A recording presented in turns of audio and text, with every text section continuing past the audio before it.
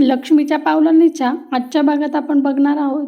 कला अद्विकला डिझाईन दाखवत असते तिने केलेले व ती त्याला सांगते हे मार्केटिंग टीमने चेंजेस केल्याप्रमाणेच केलेले आहेत आणि हे असे सॉर्ट केलेले आहे की जेणेकरून तुला प्रेझेंटेशन द्यायला सोपं जाईल. त्यावर तो म्हणतो वाव अमेझिंग व कलाकडे ती फाईल पास करतो. कला थोडा वेळ त्याच्याकडे बघून म्हणते चांदेकर, पण तू त्या दिवशी जे गाणं गायलास ना ते बरंच केलं, त्याच्यामुळे माझा ना मूड खरंच फ्रेश झाला. त्यावर अद्वैत म्हणतो तू मला पागल समजली का? मला कळत नाही आहे का तू माझी मस्करी करते? तेव्हा कला म्हणते अरे मी तुझी मस्करी करत नाही आहे, खरंच शपथ माझा मूड चांगला झाला. अद्विक म्हणतो त्या गाण्यातून मला माझ्या भावना मांडता नसन आल्या तरी पण मला कळतं कोण मला कसं बोलते.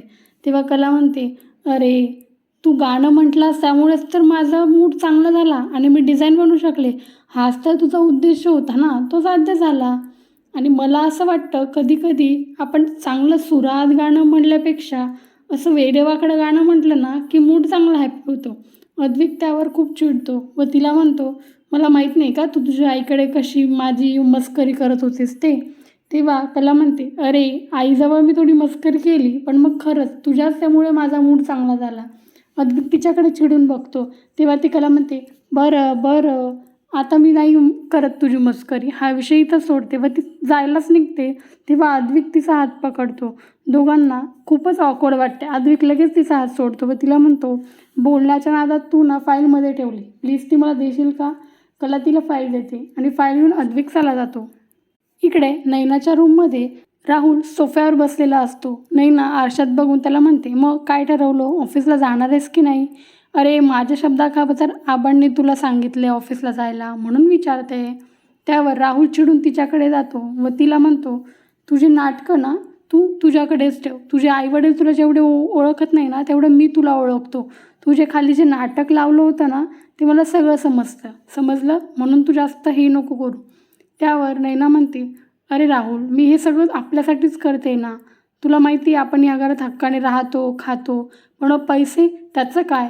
आणि मी कॉम्प्रोमाइज नाही करू शकत. माझ्या आत्ताचे जे प्रोडक्ट्स आहेत ते सगळे 50,000च्या वरती जातात आणि आता तर मला बाळ होणार आहे त्यामुळे मला अजून पैसे लागतील आणि तुला काम करावंच लागेल.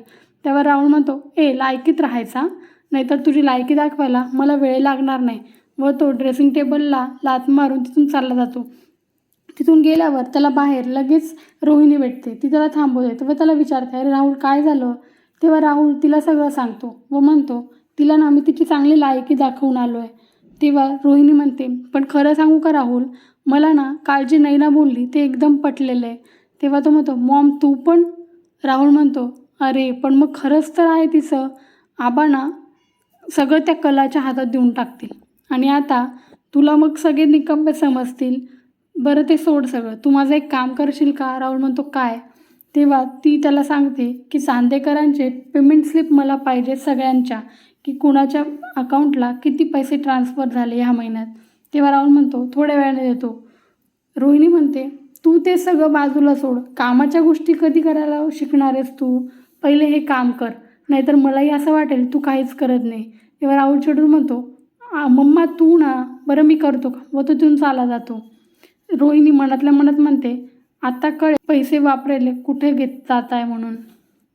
इकडे खरींच्या घरी दिनकरांच्या डोळ्यात ड्रॉप टाकत असते संगीता. तेव्हाच ती म्हणते अरे तुमचं ऑपरेशन कसं होईल काहीच कळत नाही आहे, कुठून आणायचे पैसे? पण ऑपरेशन करणं तर गरजेचं आहे ना, याने फक्त थोडा थंडावा मिळेल. त्यावर दिनकर तिला चिडून म्हणतात अगं डोळे माझे खराब झाले पण तुझे तर चांगले आहे ना, तू तर बघ नीट डोळे उघडून आपली काय परिस्थिती आहे. आपल्यावर एवढं मोठं कर्जाचं डोंगर आहे, अजून काजल लग्नाची बाकी आहे आणि ते सगळं सोडून तुला ऑपरेशनचं कळालं आहे. मी तुला शेवटचं सांगून ठेवतो आहे, जोपर्यंत हे सगळं निपटत नाही तोपर्यंत मी ऑपरेशन करणार नाही.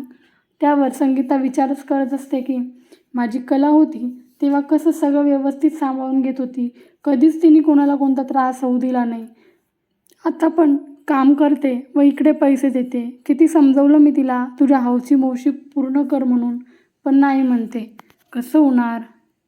इकडे रोहिणी बेडरूममध्ये चक्राच मारत असते की तिथे राहुल येतो व तिला म्हणतो मॉम काम झालं, पण म्हणतो मॉम तू तेव्हा अशी का बोलली? त्यावर रोहिणी चिडून म्हणते आपण हे सगळं नंतर बोलू, तू पहिले मला जे सांगितलं होतं ते दे. त्यावर राहुल म्हणतो ओके तुला ट्रान्सफर करतो आहे. तेव्हा तो तिला शेअर करतो व तिथून चिडून चालला जातो. रोहिणी सगळी शीट बघते व म्हणते हो तर एवढे पैसे आले व कलाच्या अकाउंटवर. आता प्रूफ पण आलं आहे माझ्याजवळ. बघतेच कुठे जात आहे पैसे. इकडे नैना कॅलेंडर घेऊनच बसलेली असते. तिची पाठ खूप दुखत असते. तेव्हा ती म्हणते हे पण आत्ताच यायचं होतं. आता काय करू. एकतर हे प्रेग्नन्सीचे 9 महिनेच असतात. कसं होणार. हा राहुल पण माझ्या ताब्यात येत नाही. कशी मी लवकरात लवकर प्रेग्नेंट होणार. व म्हणते आता मला पेनकिलर तर घ्यावीच लागेल. पण घरात जर कोणाला विचारलं पेनकिलर तर 1760 बोलतील. प्रेग्नन्सीमध्ये पेनकिलर नाही घ्यायचं असं तसं. त्यापेक्षा ऑनलाईनच ऑर्डर करते. व ती ऑर्डरच करायला जाते की तेव्हाच तिथे रोहिणी येते. नैना तिला बघून घाबरते व म्हणते यांनी काही ऐकलं तर नसेल ना. रोहिणी म्हणते काय झालं गं अशी काय होते. काही त्रास होतो आहे का. चल आपण दवाखान्यात जाऊ. मी येते तुझ्यासोबत. त्यावर नाही म्हणते नाही मॉम असंच. रोहिणी तिला म्हणते मला ना तुझ्याशी काहीतरी बोलायचं आहे. तेव्हा नैना म्हणते हां बोला ना मॉम. रोहिणी म्हणते तू ऐकलंस ना खाली आबा काय म्हटले. कलाला ते पैसे द्यायला पण तयार झालेले. पण मग कला कशी मोठ्या मनाने म्हटली नाही मी सगळं बघून घेईल माझं. कुठून बघणार आहे. मला वाटतं तू त्या घरची मोठी मुलगी आहे म्हणून तू पण यामध्ये लक्ष घ्यायला पाहिजे काय होतं आहे काय नाही. त्यावर नैना म्हणते मॉम तुम्हाला खरं सांगू का मला ना यात काहीच इंटरेस्ट नाही आहे. ते पैसे कुठून आणतील कसे भरतील आणि काय करतील. जर त्यांना पैसे चुकवताच येणार नसेल तर घ्यायचंच कशाला कर्ज एवढं. म्हणून मी लक्षच देणार नाही आहे. त्यावर रोहिणी म्हणते अगं तुझं सगळं बरोबर आहे आणि मला पटतं पण आहे. नैना म्हणते मॉम तुम्हीच मला समजून घेताय. तेव्हा रोहिणी म्हणते हो गं बाई पण मग ना ती कला बघ कशी सगळ्यांसमोर मोठी होते. आबा पण तिला कसे भाव देत आहे. आता तर काम पण करायला लागली. तुला पण काहीतरी काम केलंच पाहिजे ना. तू सगळीकडे लक्ष दे. आता तू ना कलाला विचार की ती कुठून आणणार आहे पैसे कसं ॲडजस्ट करणार आहे सगळं म्हणून आणि लक्ष घालत जा तिकडे. नैना म्हणते मॉम तुम्ही ना फक्त तुम्हीच मला समजून घेता. तेव्हा रोहिणी म्हणते हो गं बाई मी तुला जसं सांगते आता तू तसंच कर. आता तू कलाकडे जा आणि तिला म्हण की तू कशी जमवणार आहेत पैसे असं तसं म्हणून. तेव्हा नैना ओके म्हणते. रोहिणी तिला फास्ट फास्ट पाठवते व तिच्या चालण्याकडे बघून रोहिणी विचारच करत असते ही अशी काय चालते. नंतर म्हणते जाऊ दे ना मला काय करायचं आहे. स्वतःला नाही खूप शहाणे समजते पण थोडं तरी भडकवलं की लगेच पेटून उठते. इकडे कला तिचं काम करत असतानाच तिथे नैना येते. नैनाला बघून कला म्हणते अगं ताई तू ये ना बस. नैना बसते व तिला म्हणते नैना ताई तुला काही खावं वाटतं आहे का. बरं वाटत नाही आहे का. मी काही तुला मदत करू का. नैना म्हणते मी ठीक आहे गं पण तू कर्ज कशी फेडणार आहेस. त्यावर कला म्हणते ताई मला माहीत होतं तू वरून दाखवत नसली तरी पण तुला काळजी आहे. बघ ना आता आपलं घर आपलं सगळं बालपण तिथं गेलं सगळं खेळत होतो आणि आता कसं ते विकलं जाणार आहे. त्यावर नैना म्हणते बरं त्या गोष्टी ठीक आहे ना पण तू मला सांग कर्ज कसं फेडणार आहे. त्यावर नैना म्हणते तर तुला माहिती आहे काजू पण काम करते. आई बाबा पण थोडं थोडं होतं आहे आणि मी पण इकडे डिझायनिंगला मिळालेले पैसे तिकडे देणार आहे. हे सगळंच रोहिणी दाराच्या आडून ऐकत असते व ती म्हणते इथे जात आहे व पैसे बघतेच आता. किचनमध्ये अंजू आणि कला काम करत असताना तिथे रोहिणी येते व कला विचारते कला सरोज वहिनीला कुठे पाहिले का.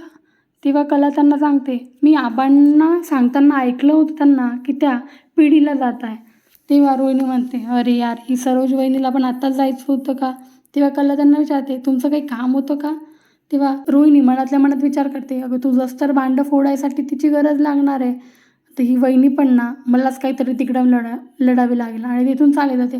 तेवढ्यात बेल पण वाजते व कुरिअरसाठी माणूस ओरडतो. कला म्हणते आले व ती जाते.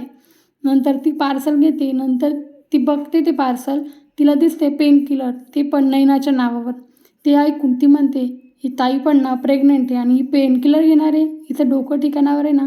ती तशीच तिच्या नावाने ओरडत हॉलमध्ये येते. इकडे नैना पोटाला शेकच देत असते. नंतर ती कलाचा आवाज ऐकून म्हणते ही कला पण ना काय झाले आता हिला आणि ती तशी ते ठेवून चाली जाते हॉलमध्ये. तिकडे आल्यावर म्हणते कला काय झालं काय कशाला ओरडते किती घाबरले मी तुला माहिती का. त्यावर कला म्हणते ताई तू ठीक आहेस ना. तुझं डोकं ठिकाणार आहे का. तू प्रेग्नेंट आहेस आणि तू पेनकिलर घेणार आहे. तुला समजते तू काय करते. त्यावर रजनी पण म्हणते नाही ना तू पेनकिलर घेणार आहेस. प्रेग्नन्सीमध्ये कोणत्याच गोळ्या घ्यायच्या नसतात डॉक्टरांना विचारल्याशिवाय आणि तू हे काय करते. नैना पण म्हणते, ताई तुझ्याकडून ही अपेक्षा नव्हती. एवढा गैरजबाबदारपणा. आबा पण म्हणतात रोहिणीला, रोहिणी ही तुझी सून आहे ना, खूपच गैरजिम्मेदार आहे. तुला आता डोळ्यात तेल घालून तिच्याकडे लक्ष द्यावे लागेल. त्यावर रोहिणी सगळ्यांसमोर नैनामध्ये, नैना तुला काही कळतं का? स्वतःच्या बाळाची तरी काळजी घेत जा. नंतरही स्वतःला सावरून म्हणते, ओके ओके, जे करायचं ते कर, स्ट्रेस नको घेऊ. असंच माझ्या तोंडातून निघलं, पण हे पेन किलर्स नको घेऊ. एवढे बोलते. नैना पण मनातल्या मनात विचार करते, ही कला पण ना, हिला सगळीकडेच नाम खुपसायचं असतं. आणि त्या कुरिअरवाला आपलं हिच्याकडेच द्यायचं होतं का ते पार्सल? त्यावर नैना म्हणते, ताई तुला एक प्रश्न विचारू का? नैना म्हणते, आता काय? त्यावर कला तिला विचारते, ताई तू खरंच प्रेग्नंट आहेस ना? ते ऐकून सगळे शॉकमध्ये जातात व नैना पण टेन्शनमध्ये तिच्याकडे बघते.